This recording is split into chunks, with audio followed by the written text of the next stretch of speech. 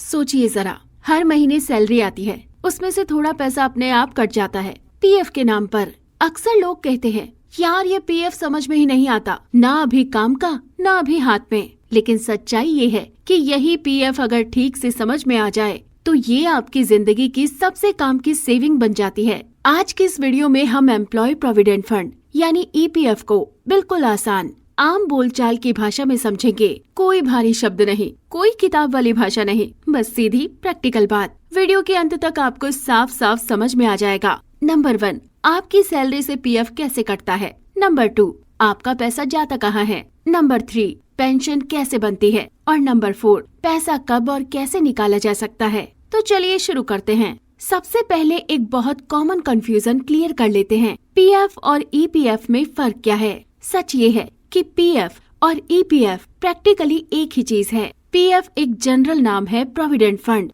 और ईपीएफ उसका official government वाला नाम है एम्प्लॉय प्रोविडेंट फंड। जब लोग कैजुअली बोलते हैं पीएफ कट रहा है, पीएफ बैलेंस कितना है, तो वो असल में ईपीएफ की ही बात कर रहे होते हैं। यानी पीएफ कोई भी प्रोविडेंट फंड हो सकता है, government PF, private PF, trust PF. EPF equal to government of India का चलाया हुआ प्रोविडेंट फंड जो ईपीएफओ हैंडल करता है। मतलब हर पीएफ तो पीएफ है, लेकिन हर पीएफ ईपीएफ नहीं होता। अब ईपीएफ के अंदर भी 3 चीजें होती हैं। नंबर 1, ईपीएफ जहां आपकी रिटायरमेंट की सेविंग जमा होती है। नंबर 2, ईपीएस यानी पेंशन वाली स्कीम जो 58 साल के बाद काम आती है। नंबर 3, ईडीएलआई यानी एम्प्लॉयज डिपॉजिट लिंक इंश्योरेंस जो एक तरह का लाइफ इंश्योरेंस है। अच्छी बात ये है कि आपको इसके लिए अलग अलग फॉर्म भरने की जरूरत नहीं होती। पीएफ चालू होते ही ये तीनों अपने आप चालू हो जाती हैं। मतलब एक ही जगह सेविंग भी, पेंशन भी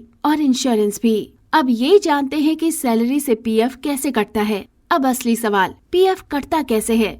रूल ये है, आपकी सैलरी का 12% आप देते हो, उतना ही 12% आपकी कंपनी देती है। लेकिन यहाँ एक बात ध्यान से समझिए, पीएफ आपकी पूरी सैलरी पर नहीं कटता, सिर्फ बेसिक सैलरी और अगर हो तो डीए पर। एचआरए, बोनस, इंसेंटिव इन पर पीएफ नहीं कटता। मान लीजिए आपकी बेसिक सैलरी है 50,000 रूपए, तो आपका 12% हुआ 6,000 रूपए, कंपनी का 12% 6,000 रूपए, टोटल हर महीने 12,000 रूपए पीएफ में जाते हैं। अब जानते हैं कि कंपनी का पैसा कहाँ जाता है। यहाँ लोग सबसे ज्यादा कंफ्यूज होते हैं। कंपनी का पूरा 12% ईपीएफ में नहीं जाता, उसमें से एक हिस्सा पेंशन के लिए चला जाता है।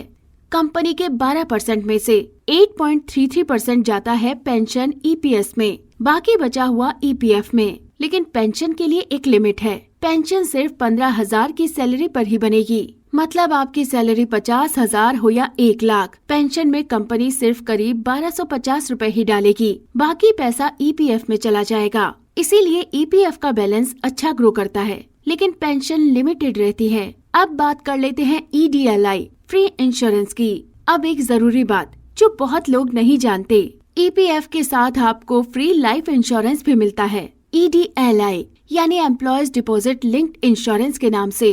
इसके लिए आपसे कोई एक्स्ट्रा पैसा नहीं कटता। अगर जॉब के दौरान कुछ अनहोनी हो जाए तो नॉमिनी को एक लमसम अमाउंट मिलता है। मिडिल क्लास फैमिली के लिए ये बहुत बड़ी सेफ्टी है। अब ये जानते हैं कि ईपीएफ किसके लिए जरूरी है। अगर किसी कंपनी में 20 या उससे ज्यादा लोग काम करते हैं तो ईपीएफ देना मैंडेटरी है, और जिनकी बेसिक सैलरी 15,000 या उससे कम है उनके लिए पीएफ कंपल्सरी होता है। हाँ, अगर आपकी पहली जॉब में ही सैलरी 15,000 से ज्यादा है और आपने पहले कभी पीएफ नहीं कटवाया तो आप शुरू में पीएफ से बाहर रह सकते हैं। लेकिन एक बार पीएफ चालू हो गया तो बाद में ऑप्ट आउट नहीं होता। ये भी समझ लेते हैं कि ईपीएफ पर कितना रिटर्न मिलता है। ईपीएफ का इंटरेस्ट हर साल सरकार डिसाइड करती है। अभी के टाइम में ये करीब 8% के आसपास है। सबसे बड़ी बात, ईपीएफ पूरी तरह टैक्स फ्री है। पैसा डालते समय भी टैक्स नहीं, इंटरेस्ट पर भी टैक्स नहीं और निकालते समय भी टैक्स नहीं। लॉन्ग टर्म में यही चीज इसे बहुत पावरफुल बनाती है।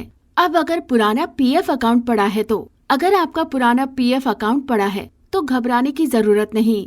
अब डोरमेंट पीएफ अकाउंट पर भी इंटरेस्ट मिलता रहता है 58 साल की उम्र तक। बस उसे यूएएन यानी यूनिवर्सल अकाउंट नंबर से लिंक करके ट्रैक में रखिए। अब जानते हैं कि पीएफ से पैसा कब निकाल सकते हैं।